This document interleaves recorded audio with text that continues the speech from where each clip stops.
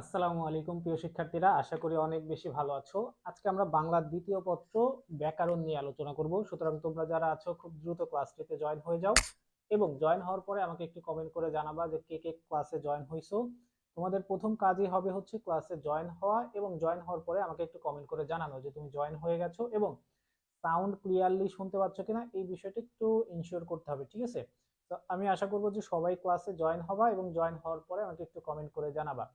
খুব দ্রুত ক্লাসে জয়েন হয়ে যাও। তোমরা জয়েন হয়ে গেলে ইনশাল্লাহ আমরা ক্লাসটা শুরু করে দিব। সাউন্ড ক্লিয়ার আছে কিনা এটা একটু বলবা এবং সবকিছু ঠিকঠাক দেখতে পাচ্ছ কিনা বা তুমিও জয়েন আছো কিনা এটাও আমাকে একটু কমেন্ট করে জানাই দাও, ঠিক আছে? একটু দ্রুত জয়েন হয়ে যাবো। আমরা আজকে সেকেন্ড পেপার নিয়ে আলোচনা করব ব্যাকরণ। উচ্চারণের যে নিয়ম থাকে, উচ্চারণের 5টি নিয়ম। তোমরা সবাই জানো যে ব্যাকরণে হচ্ছে সবগুলোতে অথবা থাকে বা অপশন থাকে।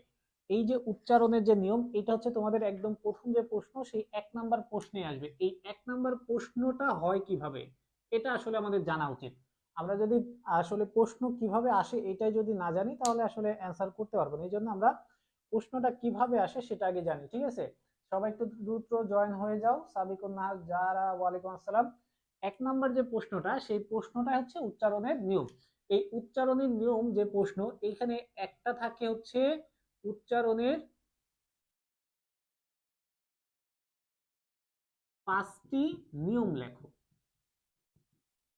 অর্থাৎ নির্দিষ্ট একটি উচ্চারণের নিয়ম লিখে দেয়, যেমন বলে এ উচ্চারণের 5টি নিয়ম লেখো, ব ফলা উচ্চারণের 5টি নিয়ম লেখো, ম ফলা উচ্চারণের 5টি নিয়ম লেখো, স্বরে অ উচ্চারণের 5টি নিয়ম লেখো, আদ্য অ উচ্চারণের 5টি নিয়ম লেখো, জ ফলা উচ্চারণের 5টি নিয়ম লেখো। এরকম কিছু উচ্চারণের নিয়ম থাকে।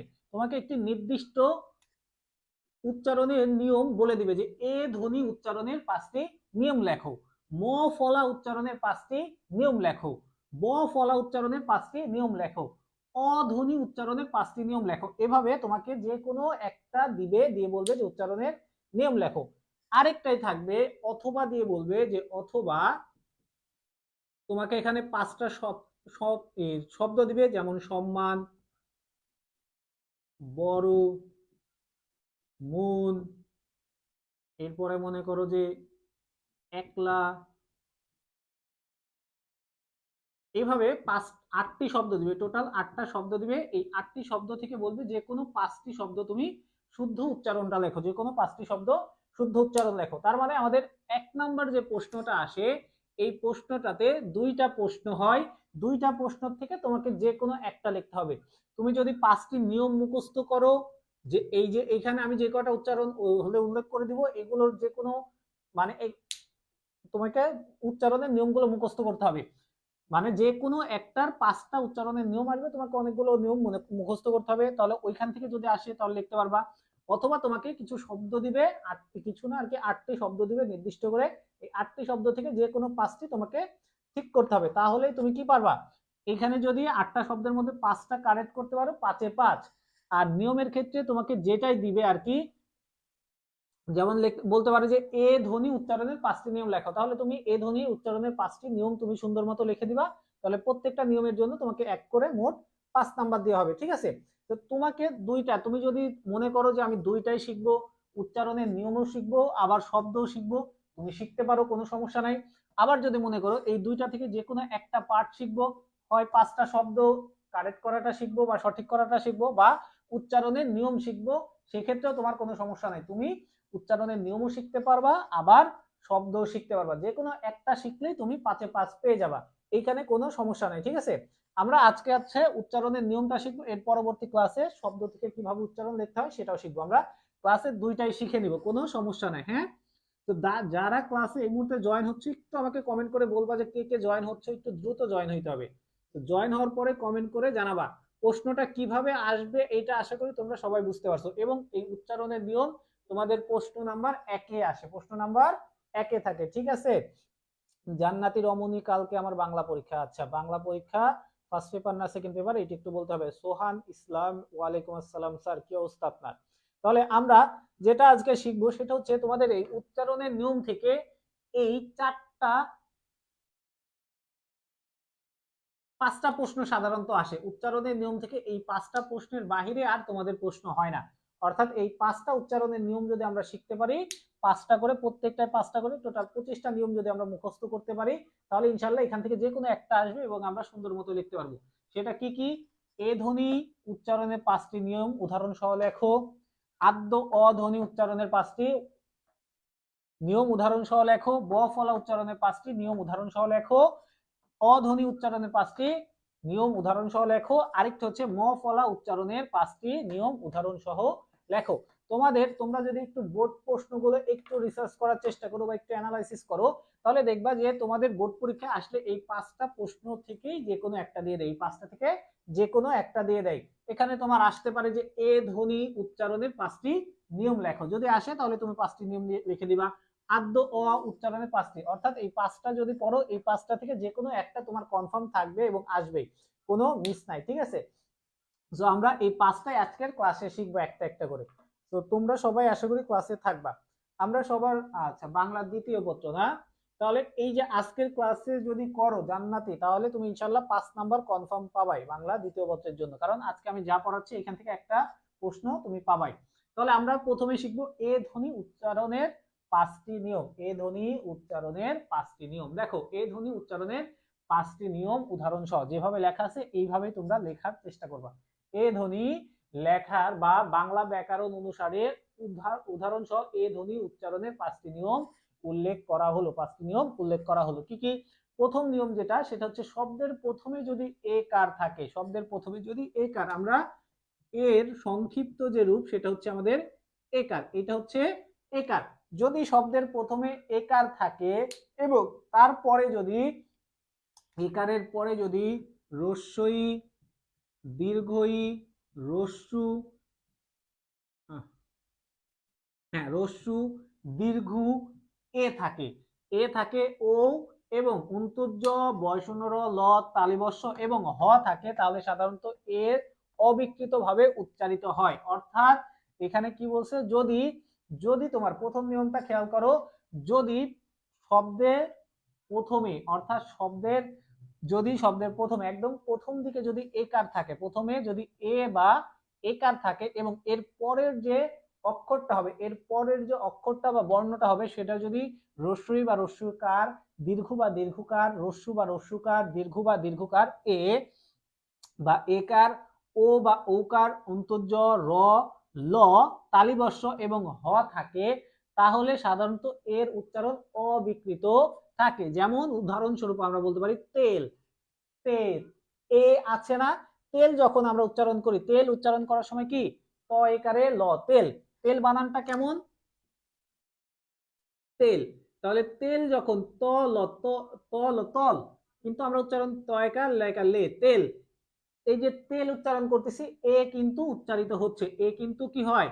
উচ্চারিত হয়। আবার যদি আমরা মেকি, মে, এ, মে, এ, এ কিন্তু আসে, তাই না? মে কি, এরপরে এ কি, এ, এ কি। তাহলে আমাদের প্রথমে, শব্দের প্রথমে যদি একার থাকে, শব্দের প্রথমে যদি একার থাকে, তাহলে এর উচ্চারণটা অবিকৃত থাকে, অর্থাৎ উচ্চারণ হয়। এরপরে 2 নাম্বার যে নিয়মটা, সেই নিয়মটা দেখো, শব্দের আদ্যে এ কারের পরে যদি, শব্দের আদ্যে মানে হচ্ছে আগে, শব্দের আদ্যে মানে হচ্ছে, আদ্যে শব্দের অর্থ কি?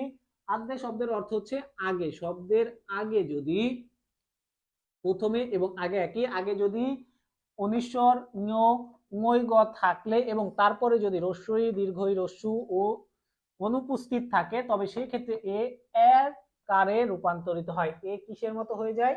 এ কারের মতো হয়ে যায়, এ এর মতো হয়ে যায়। শব্দের আদ্যে মানে হচ্ছে, আদ্যে বলতে আগে বোঝায়, আদ্যে মানে আগে বা শুরুতে বা প্রথমে, আমরা যেটাই বলি। প্রথমে যদি কি হয়, প্রথমে একারের পরে যদি অনিশ্বর, ঙ, এবং রস্যই, দীর্ঘই, রস্যু, দীর্ঘ হয়, অনুপস্থিত থাকে, তবে সেই ক্ষেত্রে এর উচ্চারণটা এর মতো হয়। যেমন ট্যাংরা, ট্যাংরা, এই যে অনিশ্বর আছে এই কারণে ট্যাংরা, ঠ্যাঙ্গারা প্রভৃতির উচ্চারণ হয়। ঠিক আছে? আমি কি একাই ক্লাস করতেছি? আমি বলতে পারলাম না আপনি একাই ক্লাস করতেছেন কিনা। এরপরে 3 নাম্বার যে নিয়মটা, সেটা দেখো, একার যুক্ত এক অক্ষরে ধাতুর ক্ষেত্রে অপ্রত্যয়যুক্ত হলে সাধারণত সেই একারের উচ্চারণ একারের মতো হয়ে থাকে। তাহলে কি বলতেছে, যদি এক অক্ষর বিশিষ্ট এক অক্ষর বিশিষ্ট এক অক্ষর বিশিষ্ট যদি অপ্রত্যয়যুক্ত হলে সাধারণত সেই একারের উচ্চারণ একারের মতো থাকে। যেমন ঠেলা, যেমন কি ঠেলা, ঠেলা শব্দটা স্বরে আ প্রত্যয়যুক্ত হয়ে শব্দ গঠন করে, স্বরে আ প্রত্যয়যুক্ত হয়ে শব্দ গঠন করে, এই কারণে ঠেলা। এই উচ্চারণে রূপ ঠেলা, বেচা, এই যে বেচা, বেচা শব্দটাও আ প্রত্যয়যুক্ত হয়ে হচ্ছে কি শব্দ গঠন হয়, এই জন্য এইগুলোতে কি হয়, এর উচ্চারণ এর মতো হয়ে থাকে। ঠেলা, বে, এইটা এ উচ্চারণ হয় না, এটা এ উচ্চারণ হয়। এ উচ্চারণ না হয় কি উচ্চারণ হবে, এ উচ্চারণ হবে। ক্লিয়ার সবার এই তিনটা নিয়ম? এর পরেরটা আমরা চলে যাই। তারপরে 4 নাম্বার নিয়মে কি বলতেছে, এক অক্ষর সর্বনামের পদের ক্ষেত্রে এ সাধারণত স্বাভাবিকভাবে এ কারের রূপেই উচ্চারিত হয়। অর্থাৎ এ এক অক্ষর বিশিষ্ট, আমরা এক অক্ষর বিশিষ্ট কে লিখি, সে, কে, রে, এরপর সে, আরো মনে করো হচ্ছে তে, এই যে এই জিনিসগুলো যখন আমরা, এগুলো কি একটা অক্ষর বিশিষ্ট, একটা অক্ষর বিশিষ্ট। যদি একটা অক্ষর বিশিষ্ট হয়, একটা অক্ষর বিশিষ্টের সাথে যদি একটা অক্ষর বিশিষ্টের সাথে যদি একার থাকে, তাহলে একারের উচ্চারণটা ঠিক থাকে, বা একারের উচ্চারণটা থাকে, একারের উচ্চারণ কোনো পরিবর্তন হয় না। ক্লিয়ার? এরপরে লাস্টের যেটা আছে সেটা হচ্ছে সংস্কৃত বা তৎসম শব্দে আদ্য একার সচরাচর অবিকৃত এ রূপে উচ্চারিত হয়।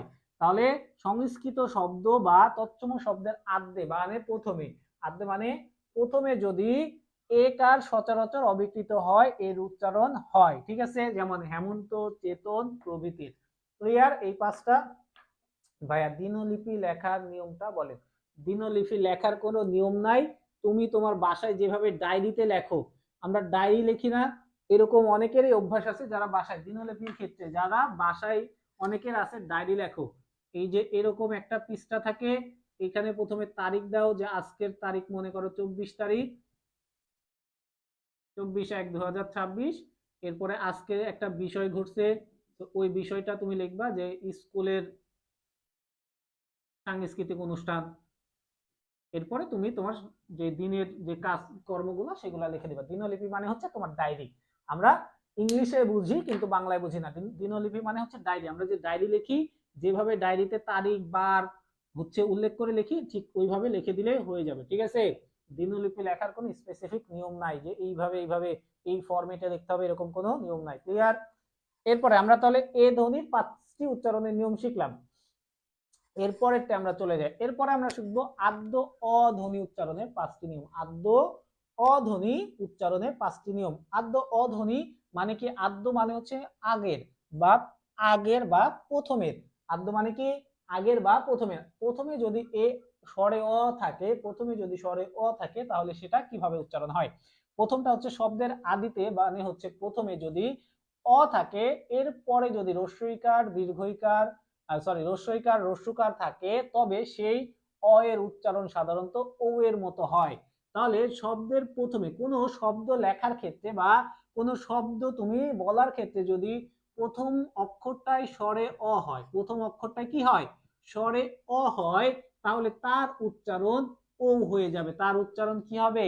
ও হয়ে যাবে। শব্দের প্রথমে যদি স্বরে অ থাকে, উচ্চারণ করার সময় সেটা বানানের ক্ষেত্রে স্বরে অ, কিন্তু উচ্চারণের ক্ষেত্রে সেটা ও হয়ে যাবে। ক্লিয়ার? যেমন ধরো অতি, অভিযোগ, অভিযান, মতি, অতি, অধীন ইত্যাদি। তাহলে প্রত্যেকটা দেখো, অভিধান কি হচ্ছে? স্বরে অ দ্বারা শব্দ গঠন হয়েছে, স্বরে অ দ্বারা লিখতেছি, কিন্তু আমরা যখন উচ্চারণ করতেছি তখন উচ্চারণ হচ্ছে কি? ও। অভিযান স্বরে অ দ্বারা তৈরি হয়েছে, কিন্তু উচ্চারণ হচ্ছে অভিযান। অতি, মতি, অতি ইত্যাদি। ক্লিয়ার? এরপরে 2 নাম্বার যে নিয়মটা আছে, সেই নিয়মে কি বলছে?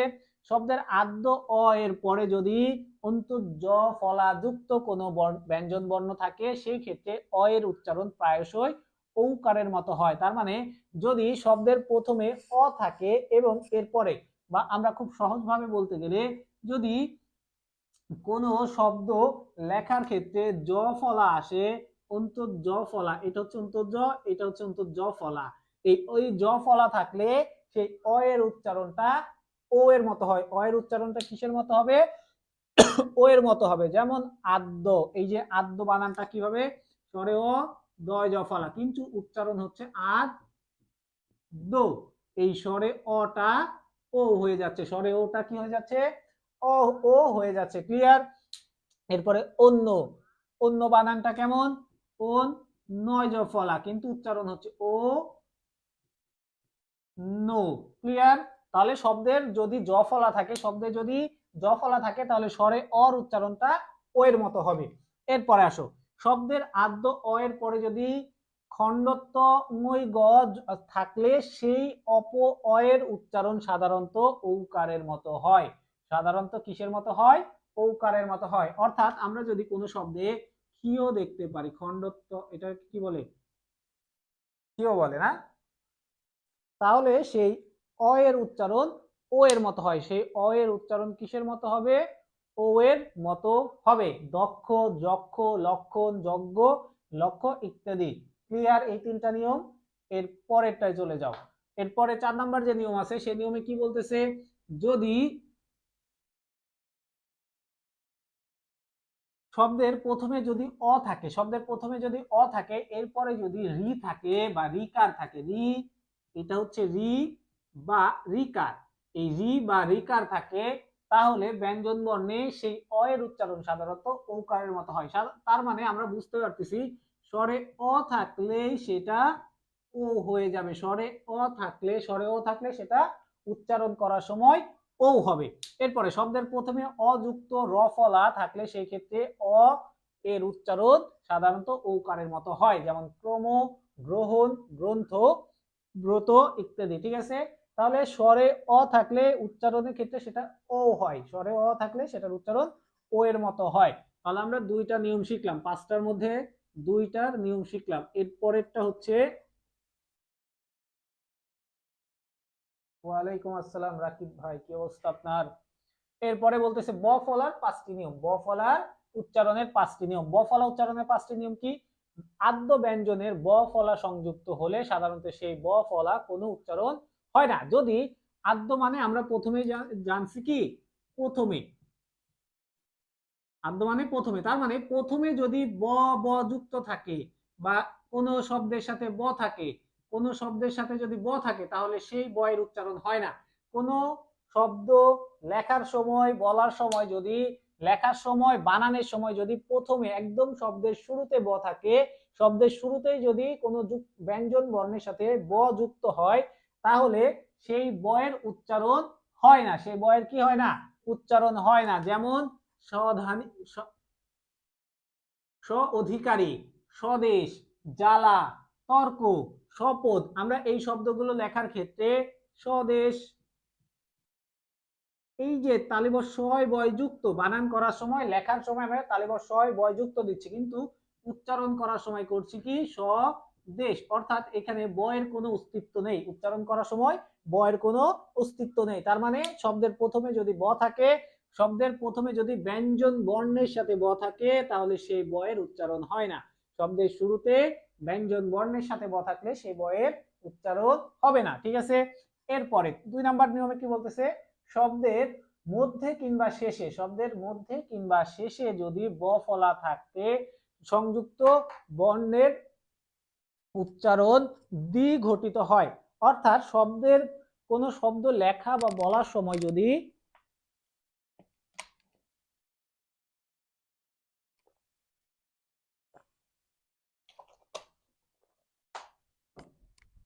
মাঝে, মাঝে যদি, মধ্যে কোনো শব্দ লেখা বা বলার সময় যদি মাঝখানে কোনো ব্যঞ্জন বর্ণের সাথে, ব্যঞ্জন বর্ণ মানে হচ্ছে ক থেকে চন্দ্রবিন্দু, এই ব্যঞ্জন বর্ণগুলোর সাথে যদি ব ফলা যুক্ত হয়, তার মানে এই যে মনে করো বিশ্বাস লিখলাম, এটা হচ্ছে কি? মাঝখানে, মাঝখানে যদি ব ফলা যুক্ত হয় তাহলে যেই শব্দের সাথে সরি, যেই ব্যঞ্জন বর্ণের সাথে ব যুক্ত হবে সেই ব্যঞ্জন বর্ণটা দুইবার হবে। সেই ব্যঞ্জন বর্ণটা দুইবার। দ্বিত্ব মানে হচ্ছে দুইবার। দ্বিত্ব মানে কি?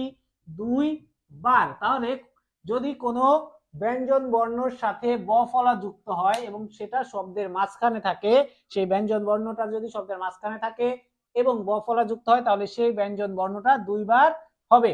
যেমন বৃত্ত, এই যে ত এর সাথে ব ফলা যুক্ত হয়েছে, ত এর সাথে কি যুক্ত হয়েছে? ব ফলা যুক্ত হয়েছে, এই কারণে বয়ের উচ্চারণ না হয়ে তটা দুইবার হবে। বিশ্ব, তালিবস্বর সাথে ব যুক্ত হয়েছে, এই কারণে তালিবস্ব দুইবার উচ্চারিত হচ্ছে। অর্থাৎ কোন শব্দের সাথে যদি ব ফলা যুক্ত হয় তাহলে ব ফলা যুক্ত হয় তাহলে কি হয়? বটা দুইবার হয়। বটা কি হয়? দুইবার। বটা দুইবার না, যে শব্দের যে ব্যঞ্জন বর্ণের সাথে হবে সেই ব্যঞ্জন বর্ণটি দুইবার উচ্চারিত হবে। যে ব্যঞ্জন বর্ণের সাথে যুক্ত হবে সেই ব্যঞ্জন বর্ণটি দুইবার উচ্চারিত হবে। ক্লিয়ার? এরপরে উপসর্গ যোগে, উপসর্গ যোগে গঠিত শব্দের খণ্ডত্ব এর সঙ্গে ব ফলার ব উচ্চারণ সাধারণত অবিকৃত থাকে। অর্থাৎ উত যুক্ত উপসর্গের সাথে যুক্ত উপসর্গ, উদ্যুক্ত উপসর্গের সাথে যদি ব ফলা যুক্ত হয় তাহলে বয়ের উচ্চারণ ঠিকই থাকবে। যেমন উদ্বেগ, এই যে উদ্বেগ, এই শব্দটা কিভাবে তৈরি হয়েছে? উদ্বেগ এই শব্দটা তৈরি হয় উদ যোগ বেগ, এই দুইটা শব্দ। উত হচ্ছে উপসর্গ আর বেগ হচ্ছে শব্দ। উত উপসর্গের সাথে বেগ যুক্ত হয়ে শব্দ তৈরি হয় উদ্বেগ। তাহলে এই খণ্ডত্বর সাথে এই খণ্ডেত্বর সাথে ব যুক্ত হয়েছে, ব যুক্ত হওয়ার কারণে কি হয়ে গেছে? সেটা বয়ের উচ্চারণ ঠিক আছে, সেই বয়ের উচ্চারণ কি ঠিক আছে। ক্লিয়ার? তারপরে আছে উদ্বোধন, উপলব্ধি, উত, অর্থাৎ উত থাকলেই বয়ের উচ্চারণ ঠিক থাকবে। উত থাকলে বয়ের উচ্চারণ ঠিক থাকবে, কোনো পরিবর্তন হবে না। এরপরে আসো বাংলা শব্দে কয় ক থেকে সন্ধিযুক্ত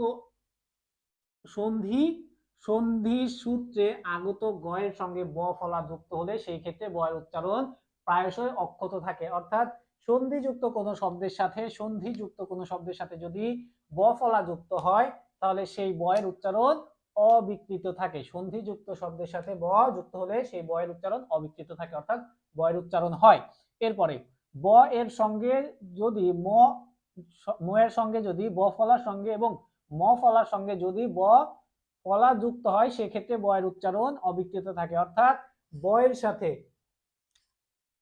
সাথে যদি কখনো ব যুক্ত হয় বা ময়ের সাথে যদি কখনো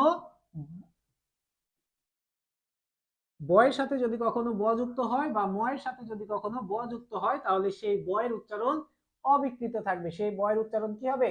অবিকৃত থাকবে। তাহলে কি বুঝলাম? ব এর সাথে ব যুক্ত হইলে এবং ময়ের সাথে যদি ব যুক্ত হয় তাহলে সেই বয়ের উচ্চারণ অবিকৃত থাকে। ঠিক আছে? ক্লিয়ার? তাহলে আমরা ব ফলার 5টি নিয়ম শিখলাম। এরপরে আছে হচ্ছে ম ফলা উচ্চারণের 5টি নিয়ম। ম ফলা উচ্চারণের 5টি নিয়ম কি কি দেখো? ম ফলা শব্দের প্রথমে র ফলা থাকলে অকারের উচ্চারণ। আচ্ছা, এরপর হচ্ছে অধ্বনি উচ্চারণের 5টি নিয়ম। অধ্বনি উচ্চারণের 5টি নিয়ম। অধ্বনি উচ্চারণের 5টি নিয়ম কি কি? প্রথমে র ফলা থাকলে অকারের উচ্চারণ ওকারের মতো হয়। এরপরে অ এর পরে যদি রস্যই দীর্ঘই রস্যু দীর্ঘ রি জ ফলা খণ্ডত্ব বাংলার ক্ষীয় বাংলার ক্ষীয় এবং অজ্ঞ থাকলে অ এর উচ্চারণ ও এর মতো হয়। অর্থাৎ আমরা খুব স্বাভাবিকভাবে আদ্য অ যদি আমরা পড়তে পারি, অ দুইটা আছে, একটা হচ্ছে আদ্য অ আর একটা হচ্ছে স্বাভাবিক অ। এই দুইটার যে কোনো একটা পড়লেই হয়ে যাবে, কারণ দুইটার নিয়ম একই রকম। ক্লিয়ার? এরপরে চলিত ভাষায় কয়েকটি বিশেষ্য বা বিশেষণ পদে অ এর উচ্চারণ ঔকারে পরিণত হয় বা ঔকারের মতো হয়, যেমন ভালো, ঝড়ো, পরো, রাতভর ইত্যাদি। ঠিক আছে? এরপরে এক অক্ষর বিশিষ্ট শব্দের শেষে মূর্ধন্য বা দন্তন্য থাকলে অ এর উচ্চারণ ও এর মতো হয়, যেমন জন, বন। উচ্চারণটা কিভাবে হচ্ছে? লিখতেছি জন, আমরা লিখতেছি বর্গের জ দন্তন্য জন, জন, তাই না? কিন্তু উচ্চারণ করার সময় কিন্তু ওটা চলে আসে, উচ্চারণ করার সময় ওটা চলে আসে জন, তাই না? তাহলে এক অক্ষর বিশিষ্ট শব্দের ক্ষেত্রে অ এর উচ্চারণ ও এর মতো হবে। এরপরে শব্দে আদিতে জ ফলা যুক্ত অ এ পরিণত হয়। যদি শব্দের শুরুতে জ ফলা থাকে, শব্দের শুরুতে কোনো ব্যঞ্জন বর্ণের সাথে যদি জ ফলা থাকে তাহলে সেটার উচ্চারণ কিসের মতো হবে? অ এর মতো হবে। কিসের মতো হবে? এর মতো হবে। অ এর উচ্চারণ এর মতো হবে। ঠিক আছে, শব্দের শুরুতে যদি জ ফলা থাকে, শব্দের শুরুতে যদি জ ফলা থাকে তাহলে উচ্চারণ করার সময় এ এর মতো হবে। ক্লিয়ার?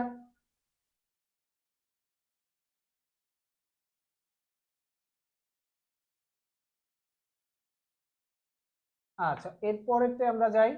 এরপরে হচ্ছে ম ফলা উচ্চারণের 5টি নিয়ম। ম ফলা উচ্চারণের 5টি নিয়ম। ম ফলা উচ্চারণের 5টি নিয়ম কি কি আছে? ম ফলা হচ্ছে পদের আদ্য ব্যঞ্জন বর্ণে যদি, আদ্য মানে আমরা আগে, অর্থাৎ আদ্য প্রথমে যদি ম ফলা যুক্ত থাকে, ম ফলা যুক্ত থাকলে সাধারণত তার কোনো উচ্চারণ হয় না। শব্দের প্রথমে যদি ম থাকে, শব্দের প্রথমে যদি ম ফলা যুক্ত থাকে তাহলে সেটার উচ্চারণ হয় না। যেমন মনে করো এই যে স্মরণ বানানটা লিখলাম, স্মরণের এই যে এখানে দন্ত স আর ম যুক্ত হয়েছে, এখানে কি দন্ত স ও ম যুক্ত হয়েছে, কিন্তু শব্দের শুরুতে হওয়ার কারণে ম এর কোনো উচ্চারণ হয় না, ম এর কোনো উচ্চারণ হবে না। ঠিক আছে, এরপর পদের মধ্যে অন্তে মানে পদের মাঝখানে যদি ম ফলা যুক্ত হয় তাহলে যেই বর্ণের সাথে ম ফলা যুক্ত হবে সেই বর্ণটা দুইবার উচ্চারণ হবে, সেই বর্ণটা কি হবে? দুইবার উচ্চারণ হবে। শব্দের মাঝে যদি বা মধ্যে যদি ম ফলা যুক্ত হয়, ম ফলাটা আমরা সাধারণত এইভাবে লিখি। ঠিক আছে, এটা হচ্ছে ম ফলা। যে কোনো শব্দের সাথে এরকম যুক্ত থাকলে সেটা হচ্ছে ম ফলা। যদি মাঝখানে যুক্ত হয় তাহলে যেই বর্ণটার সাথে যুক্ত হবে, যেই ব্যঞ্জন বর্ণের সাথে যুক্ত হবে সেই ব্যঞ্জন বর্ণটা কি হবে? দুইবার উচ্চারণ হবে। ঠিক আছে, এরপরে কিন্তু বাংলা ভাষায় পদের মধ্যে কিংবা অন্তে সর্বোত্তম ম ফলা যুক্ত ব্যঞ্জনটির উচ্চারণ দ্বিগু হয় না। গ ব্যঞ্জন বর্ণ, কিছু কিছু ব্যঞ্জন বর্ণ আছে, কিছু কিছু ব্যঞ্জন বর্ণ আছে যেগুলোর সাথে যদি ম যুক্ত হয় তাহলে সেই ম দুইবার হয় না। সেই শব্দ বর্ণগুলো কি কি? গ, উঙ, ত, মূর্ধন্য এবং ম। এই 5টা এবং ল, এই 6টার সাথে যদি ম ফলা যুক্ত হয়, 6টার সাথে ম ফলা যুক্ত হইলে সেই গটা, এই অক্ষরগুলো দুইবার হয় না বা ডাবল হয় না, দ্বিত্ব হয় না। ক্লিয়ার?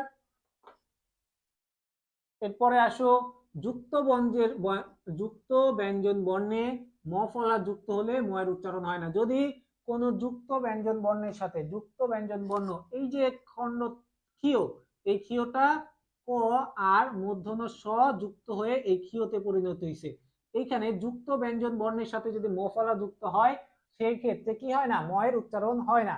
যুক্ত ব্যঞ্জন বর্ণের সাথে ম যুক্ত হলে ম এর উচ্চারণ হবে না। ঠিক আছে, এরপরে এছাড়াও বাংলা ভাষায় ব্যবহৃত ম ফলা যুক্ত কতিপয় সংস্কৃত শব্দের মধ্যে যার বানান উচ্চারণে সংস্কৃত অনুযায়ী হয় সেক্ষেত্রে ম হয় না। কিছু কিছু সংস্কৃত শব্দ আছে, সংস্কৃত শব্দের সাথেও যদি ম যুক্ত হয় তাহলেও ম এর উচ্চারণ হয় না।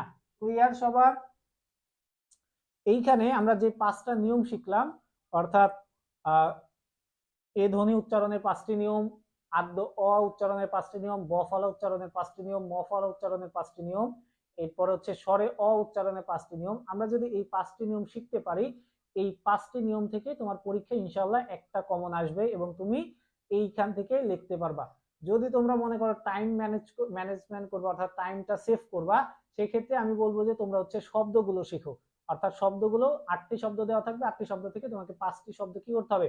শুদ্ধ লিখতে হবে, উচ্চারণটা লিখতে হবে, ওই শব্দের উচ্চারণ লিখতে হবে। আমরা কিন্তু এখানে যেমন ধরো এই যে উচ্চারণের নিয়মটা কিভাবে লেখা হয়, তোমাকে এই যে লক্ষণ এই শব্দটা দেওয়া থাকবে এবং তুমি লক্ষণ যে উচ্চারণটা হয়েছে এটা লিখবা, ল